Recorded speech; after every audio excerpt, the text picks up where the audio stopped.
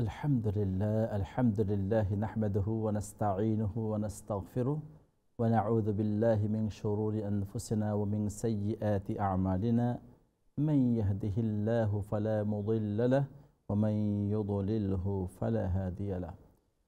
আসসালামু আলাইকুম ওয়া রাহমাতুল্লাহি তাআলা ওয়া বারাকাতুহু। সম্মানিত দর্শকবৃন্দ, আপনারা এই মুহূর্তে যেখান থেকে আমাদের সাথে সংযুক্ত আছেন, আমাদের পক্ষ থেকে টিভি ওয়ানের পক্ষ থেকে আপনাদের সবাইকে জানাচ্ছি আন্তরিক মোবারকবাদ। আল্লাহ রাব্বুল আলামিন আমাদের সবাইকে ভালো রাখুন, সুস্থ রাখুন, নিরাপদে রাখুন, এই দোয়া করি। দর্শকবৃন্দ, আমরা অত্যন্ত গুরুত্বপূর্ণ একটি মাস আমাদের শুরু হয়েছে এবং সেই মাসটি হচ্ছে মুহররমুল হারাম। আমরা আমাদের জীবনের একটি বৎসরকে বিদায় দিয়েছি এবং সেইটা ছিল 1445 হিজরি। আমরা শুরু করেছি 1446 হিজরি এবং এই মুহররমুল হারামটা হচ্ছে ইসলামিক ক্যালেন্ডারের সর্বপ্রথম মাস এবং এই মাসটি আল্লাহর কাছে অত্যন্ত গুরুত্বপূর্ণ, আল্লাহর কাছে খুবই পছন্দনীয়। নবী মুহাম্মদ সাল্লাল্লাহু আলাইহি সাল্লাম হাদিসের মধ্যে উল্লেখ করেন যে আল্লাহর কাছে রমাদানের পরে সবচেয়ে বেশি প্রিয় আমল হচ্ছে এই মুহররমুল হারামের রোজা। রমজান মাসের রোজার পরে যে ব্যক্তি মুহররমুল হারামের মধ্যে বেশি বেশি করে সিয়াম পালন করবে, রোজা রাখবে, এটা আল্লাহর কাছে খুব বেশি পছন্দনীয়। আজকে সম্ভবত তিসরা মুহররমুল হারাম এবং আমরা জানি 10ই মুহররম আশুরা হিসাবে আমাদের কাছে খুবই পরিচিত এবং আশুরা রোজা হিসাবে 10ই মুহররমের সেই রোজা আমাদেরকে রাখতে হবে, এটা হচ্ছে নবী মুহাম্মদ সাল্লাল্লাহু আলাইহি ওয়াসাল্লামের সুন্নাত। এবং সাথে সাথে 9ই মুহররমের রোজা রাখা অবশ্য সুন্নাত। আমরা এখন থেকে পূর্ব প্রস্তুতি নেই যাতে আমরা 9 এবং 10 তারিখের রোজা রাখি এবং একান্ত যদি আমরা কেউ 9 তারিখের রোজা না রাখতে পারি তো আমরা 10 এবং 11 তারিখের রোজা যেন রাখি নবী মুহাম্মদ সাল্লাল্লাহু আলাইহি ওয়াসাল্লামের সেই হুকুম মতো, যেন আমাদের এই রোজাটি অন্য ধর্মের মানুষের সাথে মেল না হয়। দশম আজকের এই প্রোগ্রামে ছোট্ট একটি মেসেজ আপনাদেরকে দিলাম এবং এই মেসেজটি আমি আমার জন্য রাখলাম। আল্লাহ রাব্বুল আলামিন এই মুহররমুল হারামের মধ্যে আমাদেরকে নৈকট্য অর্জনের, তার রেজামন্দি হাসিলের তৌফিক দান করুন। দর্শক, আজকের প্রোগ্রামে সূরা আন-নিসার 12 এবং 13 নম্বর আয়াত আমরা তিলাওয়াত করব ইনশাআল্লাহ তাআলা এবং তার অর্থ জানব এবং আল্লাহ রাব্বুল আলামিন এই আয়াতসমূহে আমাদের জিন্দেগির অনেক গুরুত্বপূর্ণ কিছু বিষয়ের উল্লেখ করেছেন। সেই বিষয়টি আজকে আমরা অবশ্যই জানার চেষ্টা করব ইনশাআল্লাহ তাআলা। আমরা যাচ্ছি তিলাওয়াতের দিকে। আউযু বিল্লাহি মিনাশ শাইতানির রাজীম।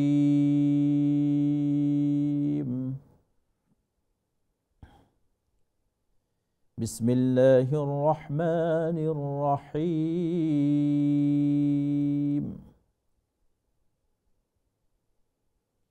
ওয়ালাকুম নিসফু মা তারাকা আযওয়াজুকুম ইল্লাম ইয়াকুন লাহুন্না ওয়ালাদ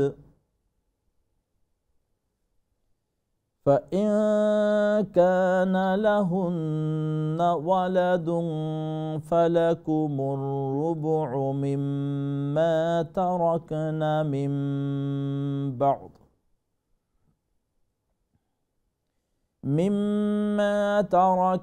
من بعد وصية يوصين بها أو دين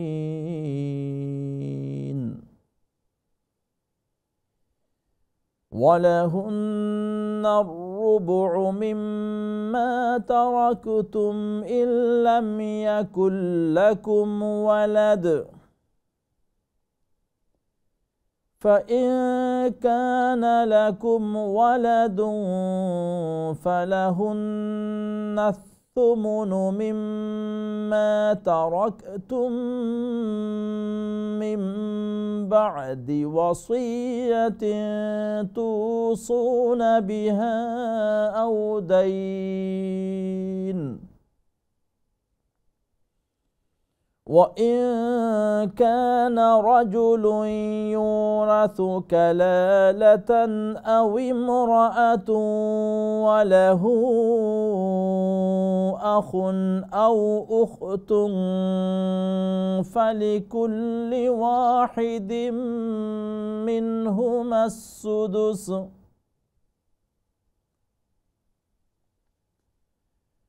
فإن كانوا أكثر من ذلك فهم شركاء في الثلث من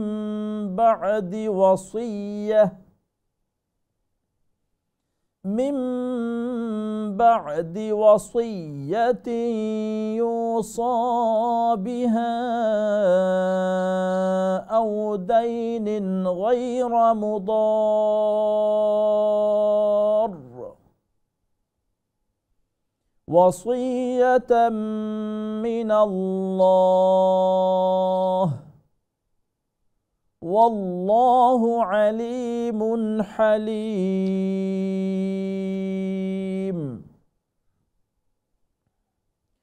تلك حدود الله ومن يطع الله ورسوله يدخله جنات تجري من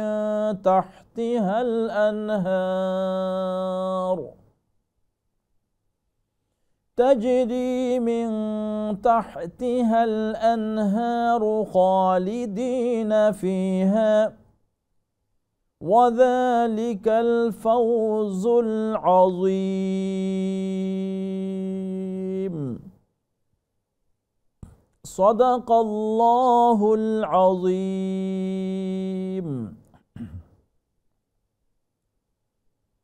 আল্লাহ বলেন ওয়ালাকুম নিসফু মা তারাকা আজওয়াজুকুম আর তোমাদের হবে অর্ধেক সম্পত্তি যা ছেড়ে যায় তোমাদের স্ত্রীরা ইল্লাম ইয়াকুল লাহুন্না ওয়ালাদ যদি তাদের কোনো সন্তান লাহুন্না ওয়াকুমুর রুবু তারাকনা যদি তাদের তবে চতুর্থাংশ ওই সম্পত্তি যা তারা মিম ওয়াসিয়াতি বিহা অনুযায়ী এবং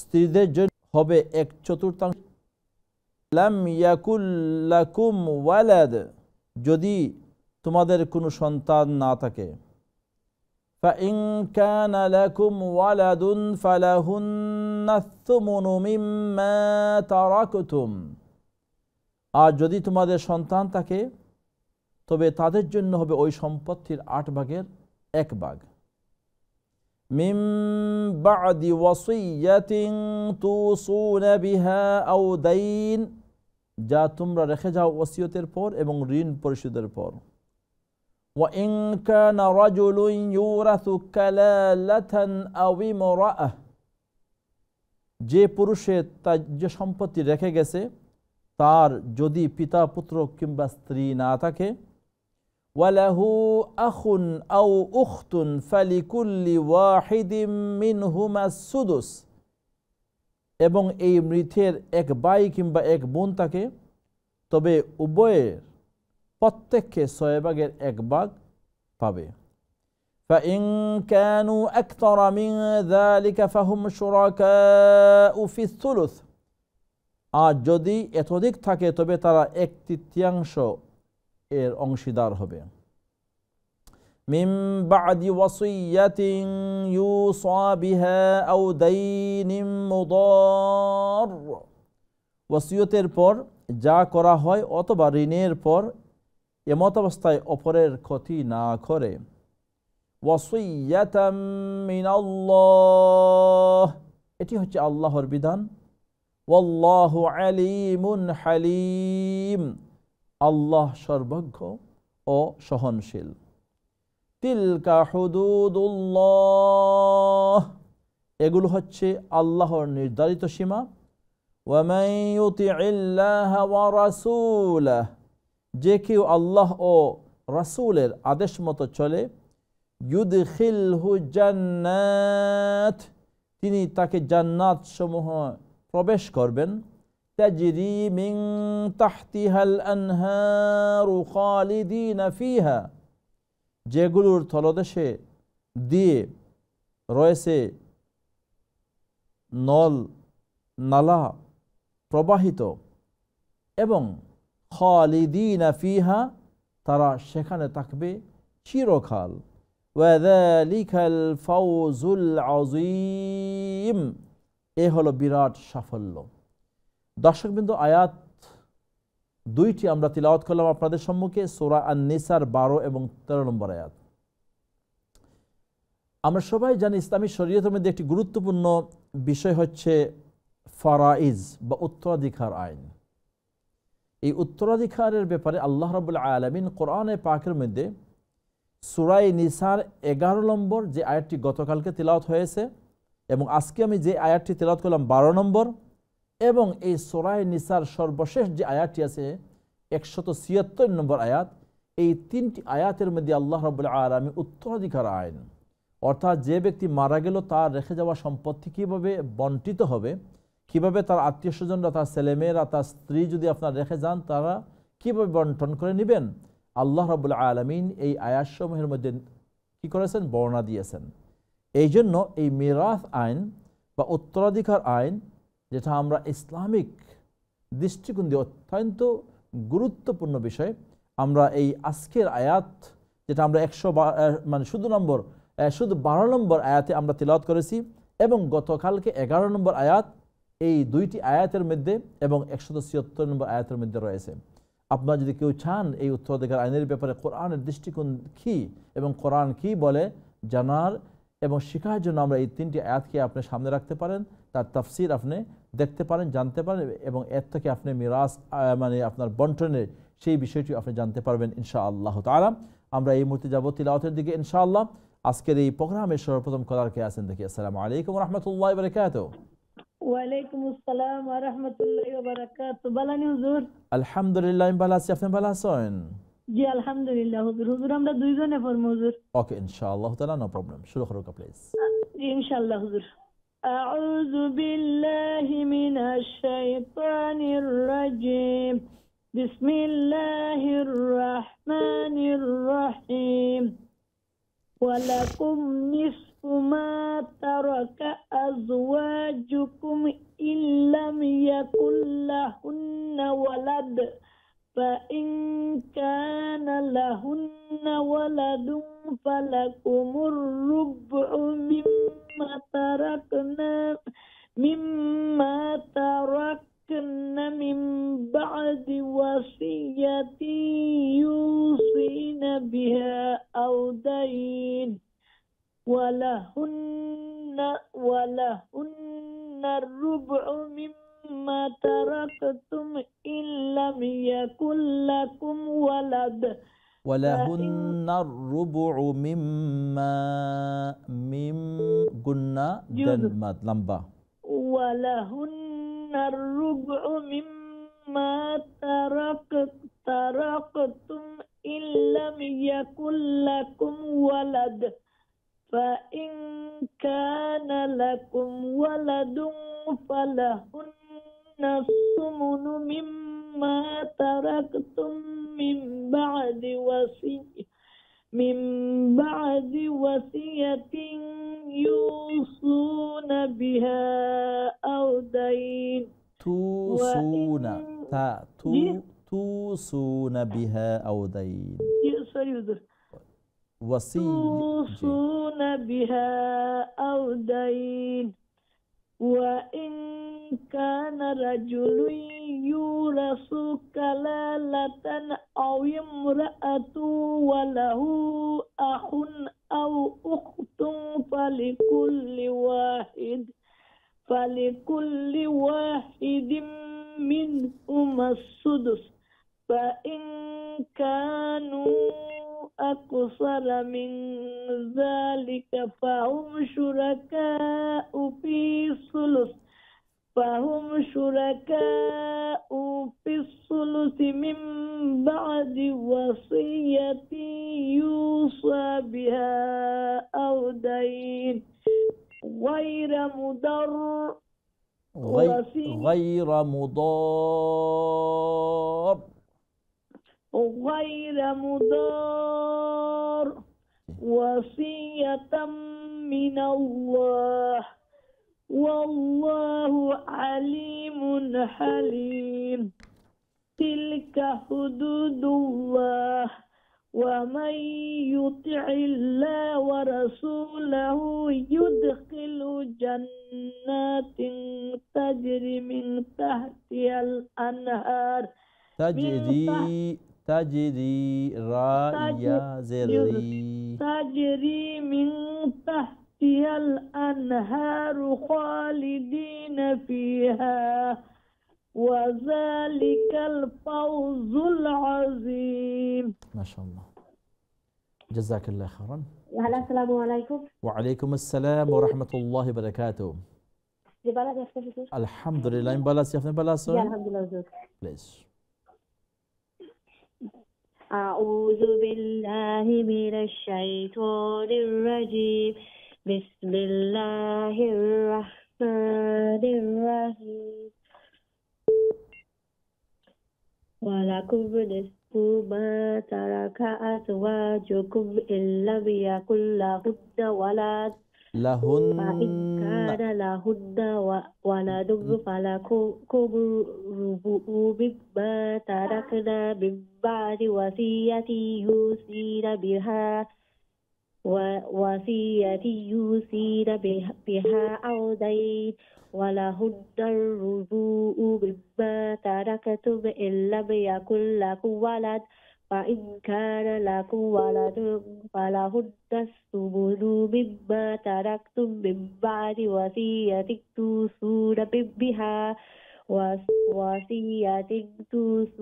بها أو دين وإن كان رجل يورث كلالة أو امرأة وله أخ أو أخت فلكل واحد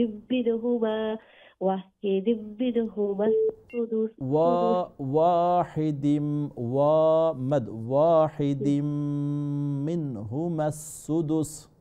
واحد منهما السدس. فإن كانوا أكثر من ذلك فهم شركاء في الثلث من بعد وصية يوصى بها أو دين غير مضار وصية من الله والله عليم. Can you hear me? وصية من الله والله عليم حليم. تلك حدود الله ومن يطع الله ورسوله يدخله جنات تجري من تحتها الأنهار خالدين فيها وذلك الفوز العظيم. Okay, is it Maisha? No, sir. Sorry? No, sir. What's your name? Aklima. Aklima? Yeah. Okay, Aklima. Do you know some like his tajweed rules? Ji. إخفاء إدغام with gunna. Yes? Ji. Yes, okay. आपने जानो कि सुने नहीं? If we start from like his beginning, just you can put your finger on the mushaf. ولكم نصف ما أزواجكم يكن لهن. What is the tajweed rule? Mushadda. Shadda. If nun you can do? Yes, with shadda rule there. Gunna. Okay. Make sure when you find shadda with nun must be do that's mean nasal sound. فإن كان after nun second no, what is the tajweed rule? فإن after nun second Yes or no? No problem. Okay. Nun sakin and tanwin. Sukun sign. Win min fathatain kasratain. Or dui zabar dui zer dui. Nun sakin or toba dui zabar dui zer. Ta sa jim da. Again. Jim dal dal za. Sin shin swad dot ta za. 6 and 6 12. Fa qaf kaf. This is another 3 letters. In total is 15 letters. If after nun sakin and tanween or tanween, if any of letters come, then you can make ikhfa. Ikhfa means same as nasal sound. فَإِن كَانَ. This is not فَإِن كَانَ. فَإِن كَانَ لَهُنَّ. Again غُنَّ. وَلَدٌ. Again ikhfa. Yes. وَلَدٌ فَلَكُمُ الرُّبُعُ مِمَّا مِمْ غُنَّ.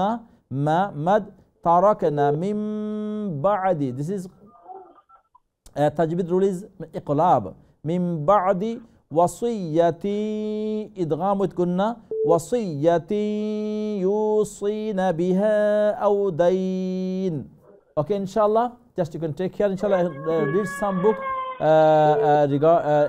about tajweed, inshallah, and follow the rules, inshallah. Yeah. Beautiful, mashallah. May Allah bless you. Aklima, may Allah grant you hayatan tayyiba.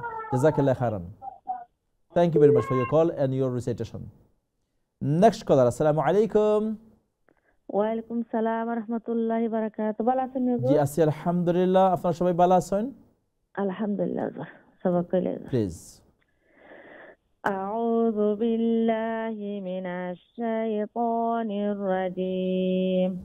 بسم الله الرحمن الرحيم. ولكم نصف ما ترك أزواجكم إن لم يكن لهن ولد. ما شاء الله. فإن كان لهن ولد فلكم الربع مما تركن من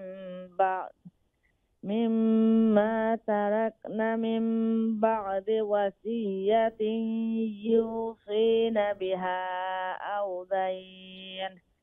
ولهن الربع مما تركتم إن لم يكن لكم ولد. فإن كان لكم ولد فلهن الثمن مما تركتم من بعد وصية توصون بها أو دين.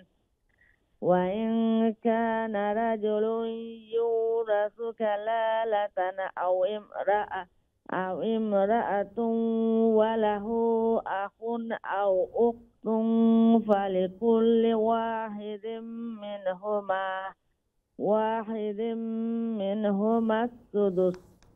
فإن كانوا أكثر من ذلك فلهم شركاء في الثلث من بعد وصية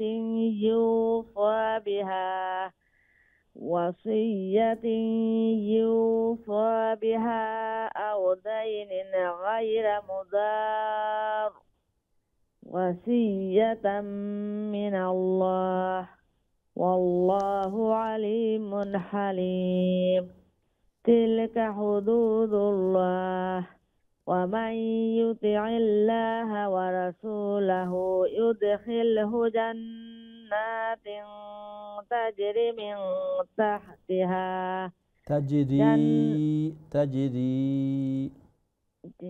جنات تجري من تحتها الأنهار خالدين فيها وذلك الفوز العظيم. ما شاء الله. جزاك السلام الله. عليكم. وعليكم السلام ورحمة الله وبركاته. جزاك الله خيرا। আপনার সুন্দর তেলাওয়াতের জন্য আল্লাহ রাব্বুল আলামিন কবুল আর মঞ্জুর করুন। দর্শক বন্ধু, আমরা এটা ব্রেকের সময় হয়ে গেছে, আমরা যাচ্ছি একটা ব্রেকে, ইনশাআল্লাহ ব্রেকের পরে আবার আপনাদের তেলাওয়াত শুনবো। আসসালামু আলাইকুম ওয়া রাহমাতুল্লাহি ওয়া বারাকাতুহু।